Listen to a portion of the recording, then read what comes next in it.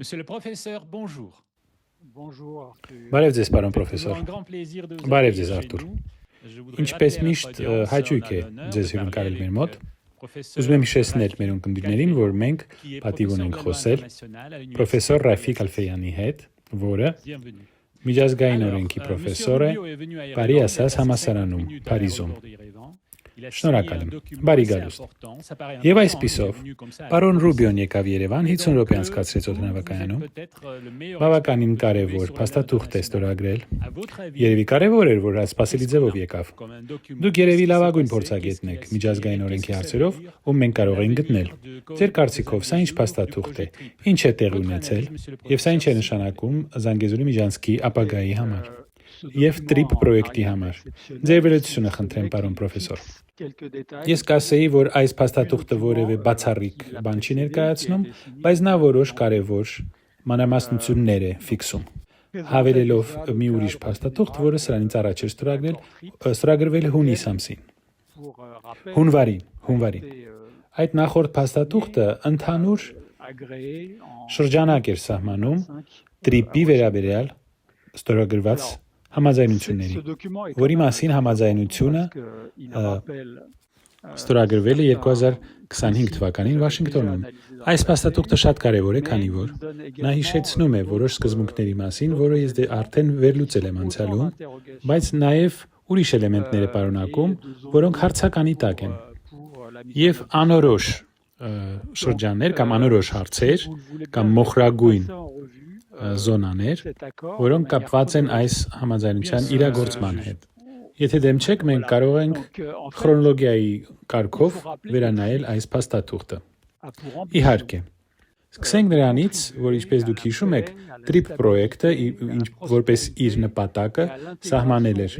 հաստատել խաղաղություն եւ կայունություն, բարգավաճում եւ ռեգիոնալ ինտեգրացիա։ Սա է նպատակը, որը վերագրվում էր TRIP-ին։ Բայց կարելի է հարց տալ, իսկապես այդպես է։ Ինչպես կարելի է խոսել խաղաղության եւ ռեգիոնալ ինտեգրացիայի մասին, այն ժամանակ, երբ Միացյալ Նահանգները պատերազմում են Իրանի հետ եւ կոնֆլիկտային հարաբերություններ ունեն Ռուսաստանի հետ։ Ակնհայտ է, որ այս դրույթը սխալ է։ Սա այն ցանկալի նպատակն էր, որը կապված էր TRIP-ի պրոյեկտի հետ։ Իդեպ այս փաստաթուղթը սահմանում է հաջողության չափանիշները այս պայմանավորվածության համար։ Ինչ է այստեղ ասվում։ Որոնք են այն չափանիշները, որոնք անհրաժեշտ են նրա համար, որ այս համաձայնագիրը իրագործվի կամ կյանքի կոչվի։ Առաջինը խաղաղության պայմանագիր Հայաստանի եւ Ադրբեջանի միջև։ Այդ պայմանագիրը, որը պետք է ստորագրվի, եւ դες հիշեցնում եմ, որ դա արված չէ։ Երկրորդը, այս պայմանագիրը պետք է նաեւ ընդգրկի սահմանների դելիմիտացիան եւ դեմարկացիան Հայաստանի եւ Ադրբեջանի միջև, հայ-թուրքական հարաբերությունների նորմալիզացում, Միացյալ Նահանգների երկարատև ներգրավվածությունը եւ ռեգիոնալ համագործակցություն եւ կայունություն։ Եթե դուք նայեք այս չափանիշներին, մեկը մյուսի հետևից, դուք կտեսնեք, որ այս չափանիշներից որևէ մեկը այսօր իրագործված չէ։ Սա տեղի չի ունեցել մինչև այսօր։ Սահմանների դելիմիտացիան եւ դեմարկացիան մինչև օրս կատարված չէ։ Այս գործընթացը միայն սկսվել է կամ նոր է սկսվել։ Մենք սրա մասին վերջերս խոսել ենք։ Հայաստանի դիրքորոշումը այն է, որ սահմանները պետք է գծվեն ըստ Ալմա-Ատայի հռչակագրի, իսկ Ադրբեջանը լրիվ ուրիշ կարծիք ունի նրա մասին, թե ինչպես պետք է գծվեն այս սահմանները։ Ադրբեջանցիները ասում են, որ սահմանները պետք է հիմնված լինեն 1918-ից 1920 թվականների ժամանակաշրջանի ճանաչված Ադրբեջանի սահմանների հիմքի վրա։ Մենք սրա մասին անցյալ անգամ խոսել ենք։ Այո, այդպես է։ Եվ այստեղ մենք խոսում ենք երկարատև ներգրավման մասին, Միացյալ Նահանգների երկարատև ներգրավման մասին ռեգիոնում։ Եվ ակնհայտ է, որ Միացյալ Նահանգները վստահ չեն, որ նրանք երկարատև ապագայում ներքաշված կլինեն, ներգրավված կլինեն այս ռեգիոնում։ Սա դժվար է սրան հավատալ։ Սա ուղղակի խենթություն է։ Եվ վերջապես խոսվում է ռեգիոնալ խաղաղության եւ համագործակցության մասին։ Մենք սրա մասին անցյալ անգամ խոսել ենք, մինչև Ռուսաստանի եւ Իրանի պահանջները կամ կարիքները բավարարված չլինեն, չի կարելի խոսել ռեգիոնալ կայունության եւ համագործակցության մասին։ Օրերս մենք լսեցինք Հայաստանի վարչապետի խոսքը մի մարդու, որը հիմա մասնակցում է ընտրական արշավին, նա ասում էր, որ տրիպը դա արդեն կայացած է, դա արդեն կայացած փաստ է։ Եվ շինարարությունը շարունակվում է։ Սա սուտ է եւ սա շատ ամոթալի է, քանի որ ոչ մի բան չի սկսվել։ Ձեզ հիշեցնեմ, որ մենք գտնվում ենք այն փուլում, երբ մենք դեռ փորձում ենք որոշել, թե այս պրոյեկտը իրագործելի է թե ոչ։ Եվ AECOM ամերիկյան ընկերությունը, որը աշխատում է այս իրագործման հնարավորությունը հաշվարկելու վրա կամ գնահատելու վրա։ Իսկ երեք Հայաստանի արտաքին գործերի նախարարը ասել է իր հարցազրույցում, որ հնարավոր չէ հաստատել, որ տրիպ պրոյեկտը արդեն սկսվել է կամ ընթացքում է։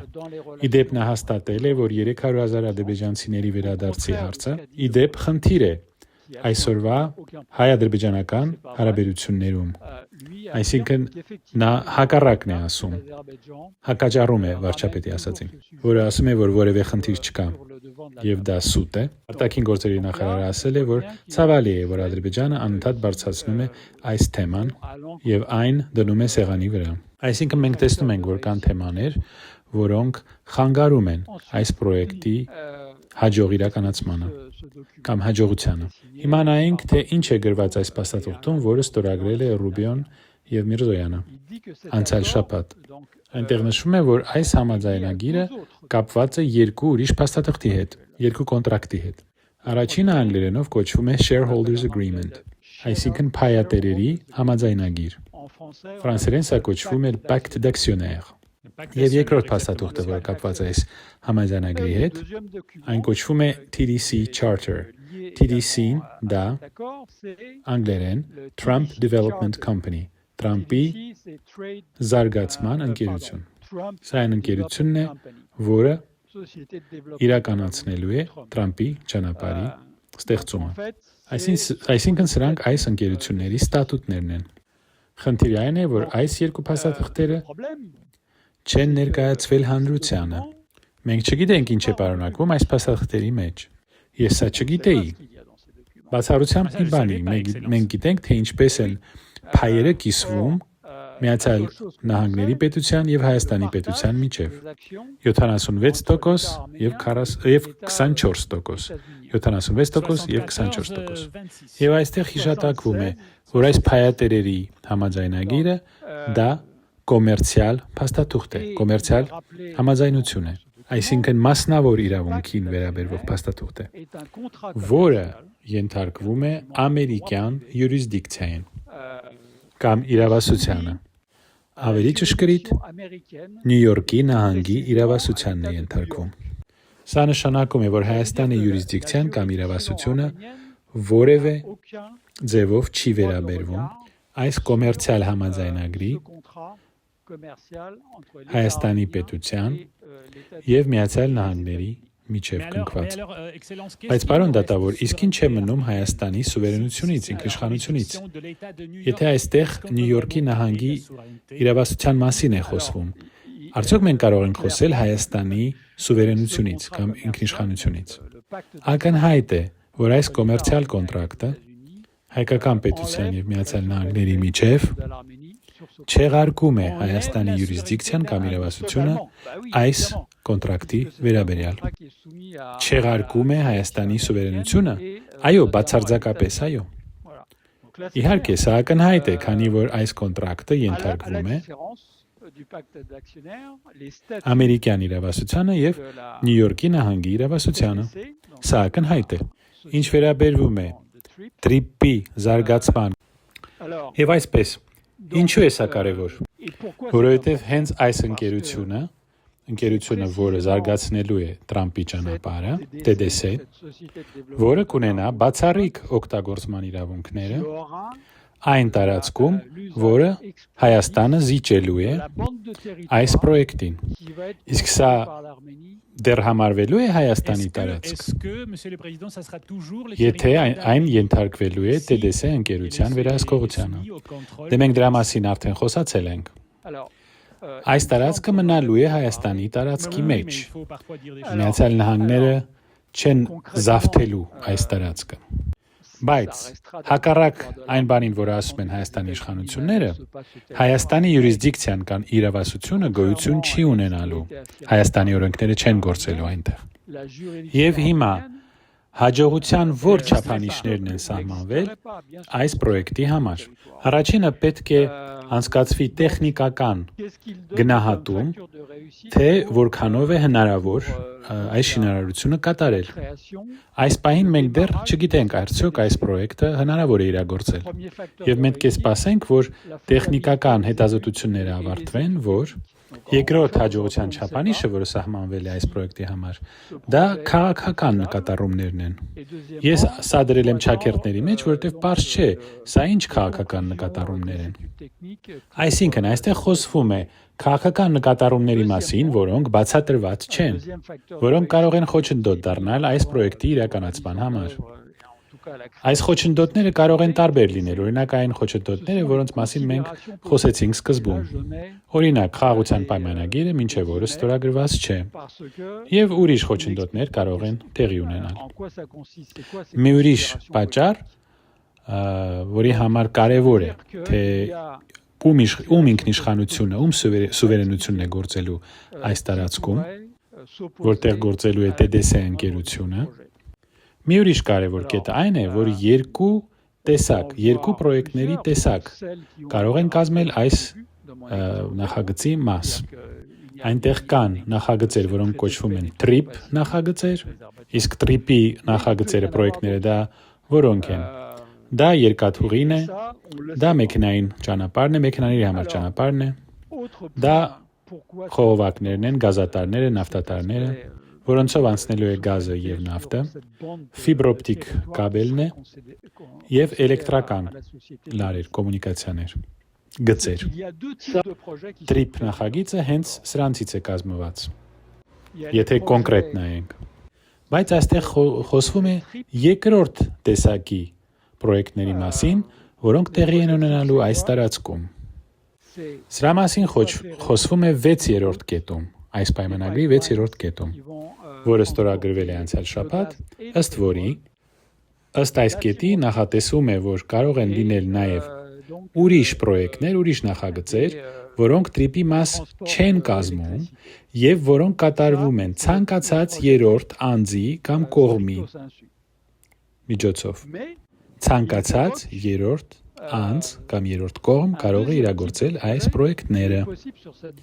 Իրավաբանական իմաստով սա ինչ է նշանակում։ Երրորդ կողմ, ցանկացած երրորդ կողմ։ Սա կարող է լինել անձ, ֆիզիկական անձ կամ մորալ անձ, իսկ մորալ անձը դա կարող է լինել կամ պետությունը կամ մասնավոր ընկերությունը, այսինքն այս երրորդ կողմը կարող է լինել եւ պետություններ եւ մասնավոր ընկերություններ։ Սա նշանակում է, որ ցանկացած երրորդ մասնավոր ընկերություն կամ պետություն իրավունք կունենա մշակել նախագծեր կամ պրոյեկտներ,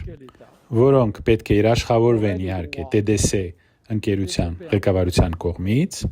երաշխավորեն կամ հաստատվեն TDC ընկերության կողմից, եւ այդ երրորդ կողմերը իրավունք կունենան կառուցել այն ինչ որ նրանք կցանկանան այս տարածքում։ Սա ինչ է նշանակում։ Սա նշանակում է, որ մենք դռները բացեցինք ցանկացած արտասահմանյան պետության համար կամ արտասահմանյան ընկերության համար։ Սա նշանակում է, որ Թուրքիան եւ Ադրբեջանը կարող են վաղը գալ իրենց կապիտալներով, իրենց մասնավոր ընկերություններով եւ կառուցել այն ինչ որ նրանք կցանկանան այս տարածքում։ Բայց կա մի շատ կարևոր հարց, Արդյոք Հայաստանը իրավունք ունի ասել ոչ։ Արդյոք Հայաստանը իրավունք ունենա ասել ոչ, ես համաձայն չեմ, ինչ որ բանի հետ։ Հաշվի առնելով, որ մենք ունենք 24% սեփականություն, բաժինը սեփականության, իսկ Միացյալ Նահանգները ունենալու են 76%-ը բաժնատոմսերի։ Հայաստանը արդյոք կարող է ասել, դուք պետք է հարգեք մեր սուվերենությունը, մենք ասում ենք ոչ, համաձայն չենք։ Սրա մասին այստեղ ոչ մի բան ասված չէ։ Այստեղ գրված է, որ որոշումներ ընդունելու կարգը սահմանվելու է TDC ընկերության ստատուտում։ Եվ այդ ստատուտները առայժմ մենք չենք կարող տեսնել։ Այստեղ խոսվում է հատուկ որոշում ընդունելու մեխանիզմների մասին, որոնք հատուկ հարցերով կատարվելու են TDC ընկերության կողմից փոխադարձ համաձայնությամբ։ Սա շատ կարևոր հանգամանք է, որ պատասխանում է ձեր հարցին, որովհետև այս հատուկ հարցերը, որոնք որոշվելու են TDC ընկերության հատուկ ձևաչափերով, այնտեղ ընդգրկվում է, այդ հարցերին պատկանում է նաև ապագա փոփոխությունները այս ընկերության վերահսկողության փոփոխությունները, այսինքն ընկերության վերահսկողությունը կարող է փոխվել ապագայում եւ այդ որոշումները ընդունելու են հատուկ կարգով TDC ընկերության ղեկավարները։ Այսինքն, եթե մի գեղեցիկ օր Միացյալ Նահանգները լքի կամ հետ վերցնի իր վերահսկողությունը TDC ընկերությունից, ով է դառնալու այդ ընկերության տերը, վերահսկող կողմը։ Սա կարող է նաև վերաբերվել ապագայում բաժնատոմսերի բաշխման փոփոխությունները TDC ընկերության մեջ։ Սա բացում է դուռը թուրքական շահերի, ռուսական շահերի համար, ադրբեջանական շահերի համար, ուրիշ շահերի, օրինակ եվրոպական շահերի համար, եւ կարեւոր է հասկանալ, արդյոք Հայաստանը իր 24% սեփականությամբ որոնակ ունենա այս ընկերության մեջ կկարողանա ընդդիմանալ այն ուժերին եւ այն կողմերին, որոնց նա չի ուզում տեսնել այս տարածքում։ Ներեցեք, ես ընդհատեմ, իսկ դուք այդպիսի դեպքեր գիտեք, նախադեպեր եղել են, երբ որ 24% բաժնատոմս ունեցող կողմը կարողացել է ընդդիմանալ 76% փայատիրոջը։ Այսպիսի օրինակներ եղել են։ Եթե մենք խոսում ենք մասնավոր իրավունքի, մասնավոր կոնտրակտի մասին, որը ենթարկվում է ամերիկյան իրավասությանը, յուրիսդիկցիային, իհարկե, պարզ է, որ սա չի կարող տեղի ունենալ։ Ես կարծում եմ, որ այս հատուկ մեխանիզմները որոշում ընդունելու,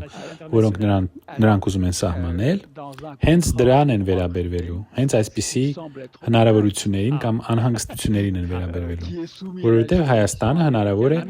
դեռևս չի կարողացել ամրապնդել սեփական շահերը պաշտպանելու հնարավորությունները։ Այս պայմանագրում, ինչպես մենք տեսնում ենք այսօր,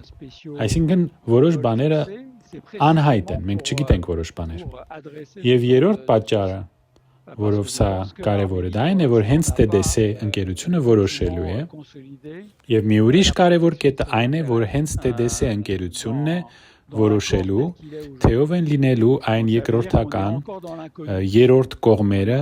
երրորդ ընկերությունները, կապալառուները կամ պադրյատչիկները, որոնք դառնալու են այս նախագծի մաս։ Սա այս պայմանագրի ամենավտանգավոր կետն է, որը դեռ պարզաբանված չէ, այսինքն մենք չգիտենք Հայաստանը վետո իրավունք կունենա, թե ոչ։ Բայց ես տեսել եմ, որ այնտեղ խոսվում է կապալառուների մասին, subcontractors անգլերեն, այսինքն կապալառու, պադրյատչիկների մասին։ Այո, հենց դրա մասին է խոսքը, այսպես կոչված SPV, անգլերեն SPV ընկերությունների մասին։ Այո, դա հենց այն subcontractor կամ կապալառուներն են, որոնց ընտրելու են ըստ իրենց նախագծերի։ Եվ այս TDC ընկերության փայատերերը որոշելու են, թե որ երրորդ կողմերը, երրորդ կապալառուները կամ ընկերությունները ընդգրկվելու են այս պրոյեկտների մեջ։ Իսկ ովքեր են լինելու այս երրորդ կողմերը։ Իհարկե ենթադրություններով խոսել չեն կարող, իսկ ով են լինելու այդ երրորդ ընկերությունները։ Դե մենք առայժմ չգիտենք։ Մենք կարող ենք միայն ենթադրել, սրանք կարող են հանքերի զարգացման զբաղվող ընկերություններ, սրանք կարող են գույքի կառուցմամբ զբաղվող շինարարությամբ, գույքի շինարարությամբ զբաղվող ընկերություններ, եւ ցավոք սրտի պետք է ձեզ ասեմ, որ այս բնագավառներում իհարկե սրանք չեն լինելու հայկական կապիտալներ կամ հայկական ընկերություններ։ Սա ամենն է, այն ամենն է, որը կարող ենք ասել այսօր։ Դե ենթադրել պետք չէ, բայց պետք է նկատել, որ սկզբունքայնորեն խոսելով շատ բաները պարզ չեն, այստեղ շատ բաները պարզապանված չեն։ Բացարձակ անհայտ է, թե ինչ է կատարվելու այստեղ։ Բայց այն հնարավորությունը, որ Թուրքիան եւ Ադրբեջանն են զբաղվելու այս պրոյեկտներով, չի կարելի դա բացառել։ Անգամ սա հավանական է։ Այո, հենց այդպես էլ կա։ Այո, իհարկե, եթե դուք հետևեք այն հայտարարություններին, որոնք արվում են Թուրքիայում եւ Ադրբեջանում, 3 օր առաջ Ալիևը հայտարարել է, որ ադրբեջանական կողմը առաջընթաց ունի, առաջ է շարժվում Միջանցքի շինարարության գործում։ Այսինքն սա պարզ է, ակնհայտ է։ Իրենց համար սա պարզ է, նրանք արդեն տերն են դառել։ Իրենց զգում են որպես այս պրոյեկտի տերերը։ Այսինքն, Հայաստանը ասի այո, թե ոչ, Ադրբեջանի համար, նրանք համարում են, որ նրանք արդեն ունեն Հայաստանի համաձայնությունը, այդպես նրանք համարում են։ Իրենք համարում են, որ նրանք ունեն Հայաստանի լուռ համաձայնությունը կամ չասված համաձայնությունը, որպեսզի առաջ շարժվեն այս նախագծով։ Եվ հաշվի առնելով, որ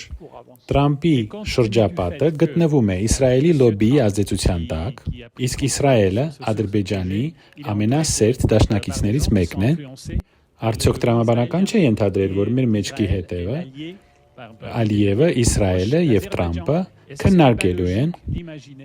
որ Ադրբեջանը պետք է խաղա այդ կապալառուի սաբկոնտրակտորի, այսինքն երրորդ ընկերության, երրորդ կողմի դերը, հենց Ադրբեջանը խաղալու է այդ երրորդ կողմի դերը։ Արդյոք սա տրամաբանական չէ։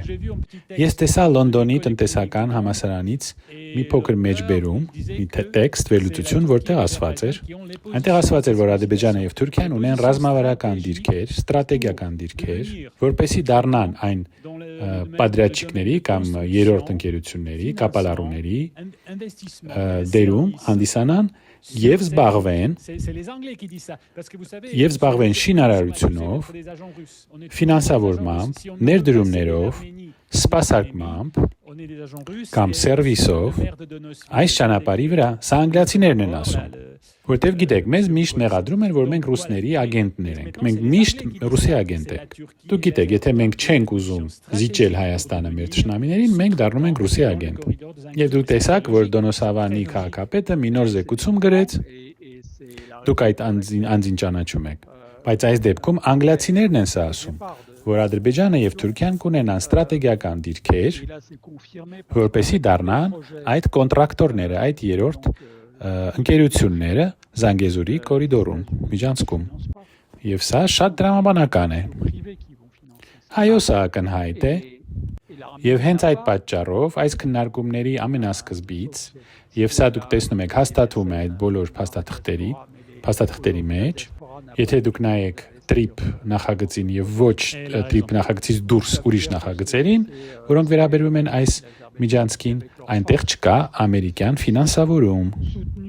Սա լինելու են մասնավոր կապիտալներ, մասնավոր միջոցներ։ Իսկ Հայաստանը այսպիսի միջոցներ չունի։ Սփյուռքի բացառությամբ, իսկ Սփյուռքը այսօր որևէ ցանկություն չի ունենա ներդրումներ կատարել այս պրոյեկտի մեջ։ Ճիշտ էլ կանի։ Եվ սա նշանակում է, որ Թուրքիան եւ Ադրբեջանը օգտագործելու են իրենց ահռելի ֆինանսական ուժը, որպեսի կամ հարվածային ուժը, որպեսի իրենց ձեռքը վերցնեն այդ բոլոր պրոյեկտները եւ իրենց օգնելու է Իսրայելը։ Եվ Լևոն Զուրաբյանը, որը քաղաքական այս արշավի թեկնածուներից մեկն է, Հայկական ազգային կոնգրեսի կողմից, վերջերս մեզ հիշեցնում է, որ այս պայմանագիրը չի կարող համապատասխանել Հայաստանի շահերին, բացառությամբ այն դեպքի, երբ երաշխիքներ կտրվեն, որ Հայաստանը եւ Իրանը կարողանան կառուցել իրենց կոմունիկացիաները։ Բայց այսօր այս պրոյեկտում պայմանավորվածությունների մեջ որևէ բան դրա մասին չի ասվում։ Բացարձակ որևէ բան չի ասվում։ Հաշվի առնելով Ամերիկայի եւ Իրանի միջև տեղ ունեցող զարգացումներ իրենց հարաբերությունների վիճակը, մենք կարող ենք ենթադրել, որ TDC ընկերությունը երբեք չի ընդունի, որ լինեն ճանապարհներ, որոնք կապում են Հայաստանը Իրանը։ Դժվար է պատկերացնել, քանի որ այս պայմանագիրը ստորագրված է 49 տարվա ժամկետով, եւ այն կարող է երկարացվել եւս մի 50 տարով, եթե չեմ սխալվում, քիչ թե շատ, դե ասենք 100 տարի, մի դար։ Սկզբնական պայմանագիրը այսօրվա տեսքով 76% եւ 24% բաշխումով նախատեսված է 49 տարվա ժամկետով։ Լավ, իսկ հետո, որը նույնպես շատ ստույգ սևը սպիտակի վրա գրած է այս պայմանագրի տեքստում, որը ստորագրվել է Մարկո Ռուբիոյի կողմից, 49 տարուց հետո այս պայմանագիրը երկարացնելու որոշումը կախված է բացառապես ամերիկյան կողմից։ Բացառապես ամերիկյան կողմից։ Ես չգիտեի դա, չէի նկատել դա։ Այո, TDC ամերիկյան ընկերությունը միայնակ է որոշելու, մենաշնոր է ունենալու, որպեսզի որոշել, արդյոք երկարացնել այս պայմանագիրը, թե ոչ։ Ահա, այսպիսով, պատկերացնենք, որ միայն 49 տարով ենք դա հետադքում,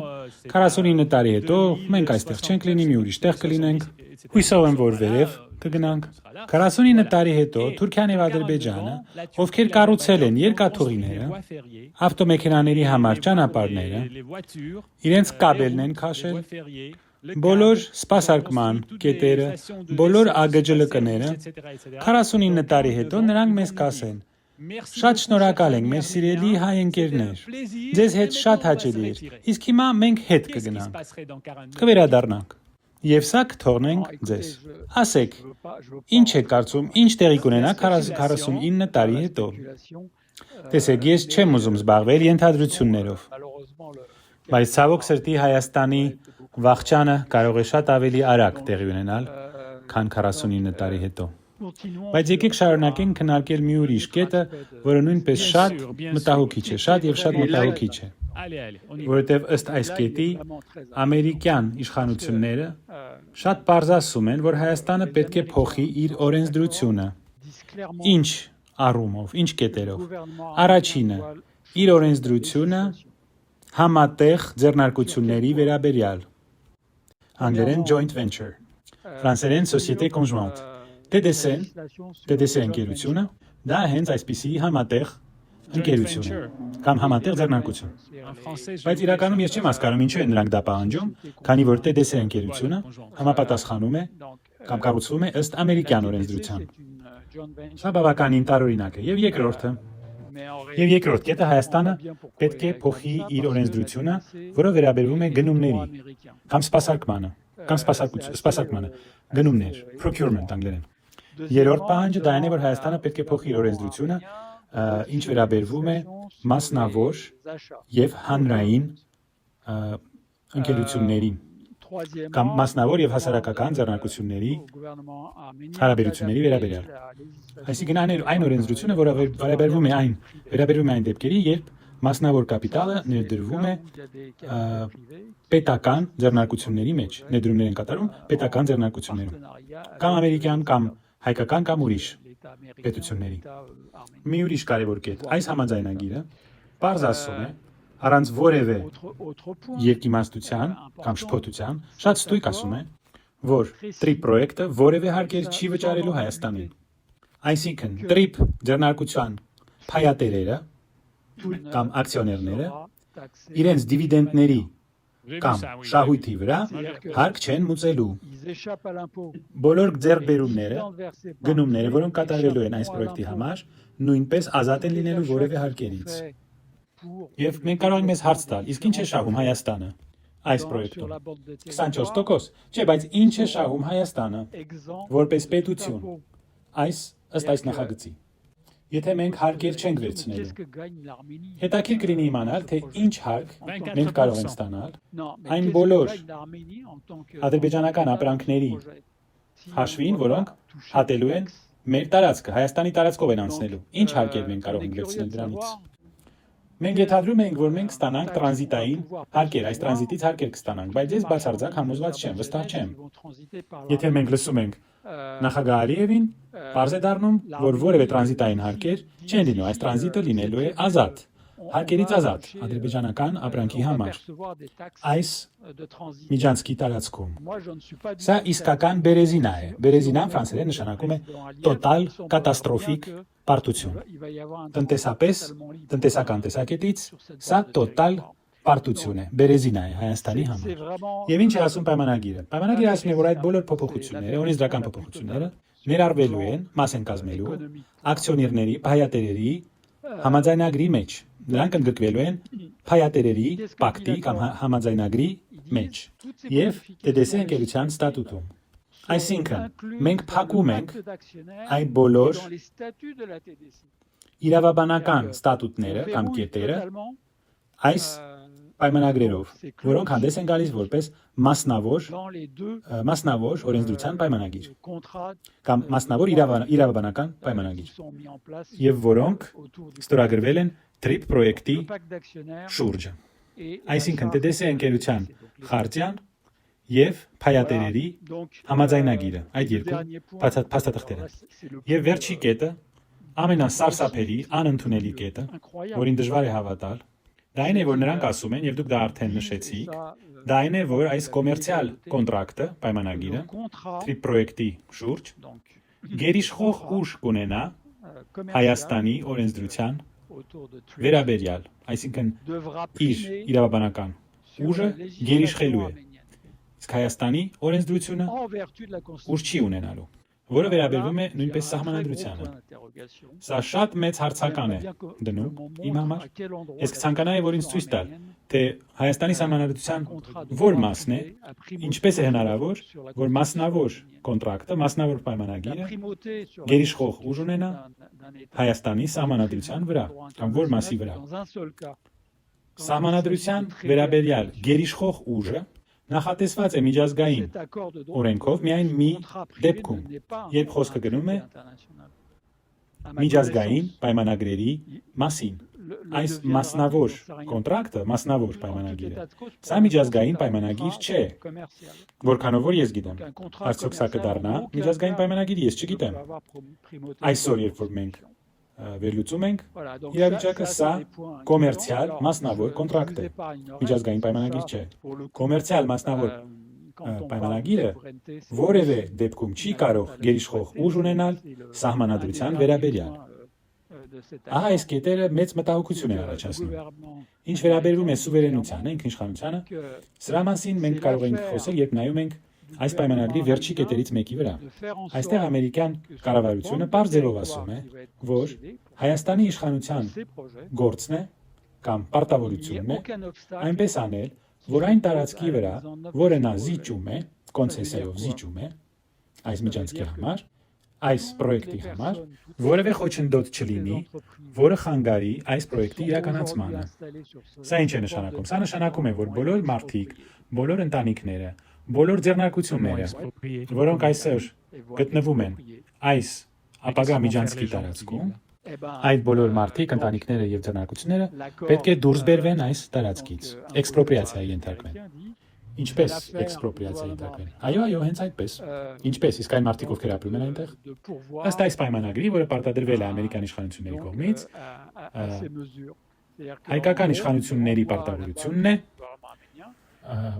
հայկական իշխանությունների պարտավորությունն է փոխհատուցել բոլոր ընտանիքներին, անձանց, բոլոր ձեռնարկություններին, որոնք գտնվում են այս միջանցքի տարածքում, որոնք խոչընդոտում են այս պրոյեկտին։ Սա հիշեցնում է բավականորեն տարօրինակ ձևով հիշեցնում է մի բան, որը մոտ 20 տարի առաջ արվել է Վրաստանում երբ Բաքու-Թիֆլիս-Ջեյխան պրոյեկտը իրականացվեց, BTC, Բաքու-Թբիլիսի-Ջեյխան, British Petroleum BP ընկերությունը այս պրոյեկտի օպերատորն էր, եւ նա խնդրել էր, որ Վրաստանի կառավարությունը էքսպրոպրիացիայի ենթարկի բոլոր այն մարդկանց, այսինքն փոխհատուցի եւ հեռացնի այն մարդկանց, ովքեր գտնվեցին այս պրոյեկտի ճանապարհին։ Սա ես չգիտեի սա։ Այո, ես ժամանակին գլխավոր քարտուղարն էի, ես ժամանակին Մարդու իրավունքների միջազգային ֆեդերացիայի գլխավոր քարտուղարն էի։ Եվ այս բոլոր մարդիկ, ում հեռացրել էին Բաքու-Ջեյխան պրոյեկտի տարածքից, դատի էին տվել իրենց կառավարությունը, քանի որ իրանց ծիծաղելի փոխհատուցում էին առաջարկել։ Եվ այս կետով ամերիկյան կառավարությունը բացարձակապես իր ձեռքերը լվանում է այս գործից։ Ամերիկացիները ասում են, մեզ պետք է մի տարածք, որը բացարձակապես ազատ լինի որևէ խոչընդոտներից։ Դուք պետք է դա այդ հարցը լուծեք, ինչպես ուզում եք, սա ձեր գործն է։ Կարելի է ասել, այսինքն, որ այս պայմանագիրը գաղութացման կոլոնիալիստ պայմանագիր է, այն գաղութացնում է Հայաստանը։ Բացարձակապես այո։ Դուք գուցե կասեք, որ սա ենթադրություն է, բայց ես կարող եմ սա ձեզ ասել։ Սրանով ստեղծվում է գաղութ, կոլոնիա։ Այո, սա կոլոնիզացման, գաղութացման պայմանագիր է, որովհետև ամերիկացիները պարտադրում են իրենց պայմանները, իրենց վրա որևէ պայմաններ չեն վերցնում, անգամ պայմանագրի երկարության առումով որևէ պարտավորություն չեն վերցնում, եւ ամբողջ, այսպես ասած, կեղտոտ աշխատանքը ընկնում է Հայաստանի կառավարության վրա։ Ներառյալ այս էքսպրոպրիացիայի եւ փոխհատուցման հարցը այն հայերի համար, որոնք ապրում են այս միջանցքի տարածքում։ Ահա թե ինչ է ես ուզում ասել այս պայմանագրի վերաբերյալ։ Ես շատ բաներ ասեցի։ Ես վստահ չեմ, որ շատ մարդիկ Սփյուռքում կամ Հայաստանում այս վերլուծությունը կատարել են։ Ամեն դեպքում ես սա գրելու եմ եւ փորագրելու եմ մարմարի մեջ կամ մարմարի քարի վրա։ Նորից եմ ասում, սա կոնֆլիկտի աղբյուր է։ Սա կռվախնձոր է, մեծագույն կոնֆլիկտի մի աղբյուր։ Ըստ այս պայմանագրի Հայաստանը դառնում է Միացյալ Նահանգների վասալ պետություն, կախված պետություն։ Ես ցանկանում եմ մի բան ավելացնել եւ ձեզ մի հարց տալ։ Խնդրեմ։ Իմ կարծիքով ակնհայտ է, որ մենք դարել ենք գաղութ, քանի որ մենք մի երկիր ենք, որը իր սուվերենությունը, ինքնիշխանությունը զիջել է Նյու Յորքի նահանգին, այսինքն մի ուրիշ երկրին։ Մենք զիջել ենք մեր ինքնիշխանությունը, մեր իրավասությունը, յուրիսդիկցիան մի ուրիշ պետությանը։ Ըստ սահմանումի, հենց ըստ սահմանումի, մենք դառնում ենք գաղութ։ Մենք մի պետություն ենք դառել, որը անգամ չի կարող պարտադրել հարկեր մուծել իր տարածքի վրա։ Այսինքն այս միջանցքը էքստրատերիտորիալ միջանցք է։ Մի պետություն է, որը անգամ իրավունք չունի սահմանապահներ տեղակայել իր սահմանների վրա։ Մեր սահմանապահները պետք է հետևի օֆիսում նստեն, դուք տեսաք։ Դուք լսեցիք այդ խաղը, բառախաղը, front office, back office։ Մենք անգամ իրավունք չենք ունենալու ստուգել անձնագրերը։ Մեր մարդիկ, հայերը, պետք է մնան հետևի սենյակում։ Հույս ունենանք, որ իրենց թույլ կտան մեկ-մեկ բաղնիկ գնալ գոնե։ Եվ եթե մենք ուզենանք հիշել, եթե ես մի բան կավելացնեմ, եթե մենք հիշենք ինչպես անգլիացիները գաղութացրեցին, կոլոնիզացրեցին Հնդկաստանը, դա սկսվում էր ճիշտ նույն ձևով, հենց այսպես։ Ինչպես գաղութացվեց Չինաստանը, դա բացարձակ նույն ձևով արվեց։ Սուեզի ջրանցքը դա ճիշտ նույն բանն էր, բացարձակ նույն բանն էր։ Եվ Պանամայի ջրանցքը։ Եվ հետո հիշում եք, պատերազմ եղավ, երբ Եգիպտոսը ցանկացավ հետ բերել ջրանցքը, իր իրավունքները վերականգնել Սուեզի ջրանցքի վերաբերյալ։ Այսինքն սա շատ պարզ է։ Մեր հակառակորդները եւ Դոնոսավանի քաղաքապետը մեզ կասեն հետեւյալը։ Նրանք կասեն, դուք ստում եք, քանի որ այնտեղ գրված է, որ Հայաստանը պահպանում է իր սուվերենությունը, իր ինքնիշխանությունը։ Դա հազար անգամ գրված է ամեն ինչի վրա։ Մեր սուվերենությունը բացարձակ է, Հայաստանը իր ինքնիշխանությունը չի զիջել, մենք իրավունք ունենք, ասենք ոչ, եւ մենք շատ փոքր կարողանանք աշխատել այս նախագծով։ Ինչ դուք կարող եք պատասխանել իրենց։ Տեսեք, ես արդեն ձեզ պատասխանեցի, որևէ կոնկրետ տեսանելի էլեմենտ չկա, ըստ որի Հայաստանը կարող է որևէ որոշմանը ասել ոչ, որևէ դեպքում ասել ոչ։ Սա ես ասում եմ այն փաստաթղթերի հիման վրա, որոնք ես տեսել եմ։ Ես չեմ տեսել փայատերերի պայմանագիրը, ակցիոներների պայմանագիրը։ Արդյոք դուք գիտեք դրա մասին, տեսել եք դա։ Ոչ, ես էլ դա չեմ տեսել։ Եվ ինչպես ես ձեզ ասեցի, TDC ընկերության ստատուտը դեռ պատրաստ չէ։ Սա փաստ է, որը որևէ մեկը չի կարող հերկել։ Ինչպես մենք կարող ենք համոզվել, որ Հայաստանը կարող է ասել ոչ որևէ որոշմանը հակադրվել կամ առարկել որևէ որոշմանը։ Ես սա չեմ կարող հաստատել։ Նրանք ինչ հիման վրա կարող են դա հաստատել։ Եվ իմ հարցը դուք կարող եք հրաժարվել պատասխանել։ Իմ հարցը հետևյալն է։ Հարցը հետևյալն է, եթե մենք հրավիրում ենք Թուրքիային եւ Ադրբեջանին, որոնք հաստատ վստահաբար գալու են, որոնք կառուցելու են երկաթուղին, ավտոմեքենաների համար ճանապարհը, ֆայբրոօպտիկ կաբելը, հյուրանոցները, ագրեջկները, 49 տարի հետո մենք ունենանք Թուրքիայի սեփականությունը մեր տարածքի վրա։ Կամ մեր տարածքում։ Նրանք մեզ ինչ են ասելու։ Ասելու են շատ շնորհակալ ենք, մեզ շատ հաճելի էր։ Հիմա մենք վերադառնում ենք մեր մոտ, իսկ դուք սա կարող եք պահել ձեր մոտ։ Մենք թողնում ենք սա ձեզ։ Մենք թողում ենք ձեզ այս ամենը։ Իհարկե ոչ, իհարկե նրանք այս չեն ասի։ Պարզ է որ կասեն ոչ։ Պարզ է որ սա մնալու է ընդմիշտ։ Այլապես ինչ կարող են անել։ Իհարկե նրանք մնալու են այնտեղ։ Եվ դրանից հետո մենք ուղղակիորեն կգնանք Հյուսիսային Կիպրոսի սցենարով։ Եթե լինի վիճաբանություն, եթե ասենք ադրբեջանցի վարորդը ժամանակին չստացավ, չսպասարկվեց ժամանակին, եթե նա գող չէ, եթե ինչ-որ բառեր փոխանակվեցին, դրանից հետո կգա Թուրքիայի բանակը, ինչպես Հյուսիսային Կիպրոսում։ Չեք կարծում, սա իհարկե ենթադրություն է։ Դուք կարող եք չպատասխանել, բայց իմ համար սա շատ պարզ է։ Դե տեսեք, որպեսզի ամփոփենք այս ամենը, սա բացարձակ անընդունելի է, այսպես ստել, շատ զավեշտալի է, այսպես ստել, այս հարցերի վերաբերյալ, քանի որ այս ամենի գրավոր ապացույցը մենք ունենք, ցանկացած մարդ կարող է կարդալ այս պայմանագիրը եւ տեսնել այս բոլոր էլեմենտները։ Այսինքն այստեղ սուտ ասել հնարավոր չէ, ամեն ինչ գրված է, այստեղ խաբել չի կարելի։ Նույն բանը վերաբերվում այն դեպքին, երբ Հայաստանի ղեկավարը ասում է, ամեն ինչ վերջացել է, մենք ստորագրել ենք խաղաղության պայմանագիրը։ Ոչ, դա այդպես չէ։ Ոչ, դա ստորագրված չէ։ Երբ նա ասում է տրիպ պրոյեկտը արդեն պատրաստ է։ Ոչ, դա այդպես չէ։ Ստատուտները պատրաստ չեն, աշխատանքի իրագործման գնահատականը դեռ տրված չէ, որևէ շինարարություն սկսված չէ, այսինքն ինչպես կարելի է ասել, որ ամեն ինչ պատրաստ է, ամեն ինչ վերջացրած է։ Եվ ամեն ինչն է այսպես, անընդհատ խաբեություն, ստեր։ Այո, եւ սա կարելի է վերագրել այդ բոլոր ուրիշ մեր դիտարկումներին, որը վերաբերվում է նախընտրական արշավին։ Ամեն ինչ արվում է նրա համար, ներառյալ այս պայմանագիրը, որը պետք է ստորագրվի, կամ որը ստորագրվել է այդ 50 րոպեանոց կանգառի ժամանակ Երևանի օդանավակայանում, ամեն ինչ արված է նրա համար, որպեսզի բարձրացնել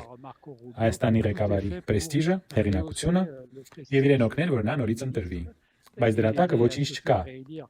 Դա դատարկ է, դա դատարկություն է։ Դրա տակը ոչինչ չկա։ Իմ վերջի հարցը, եթե դուք ուզում եք պատասխանել, պրոֆեսոր,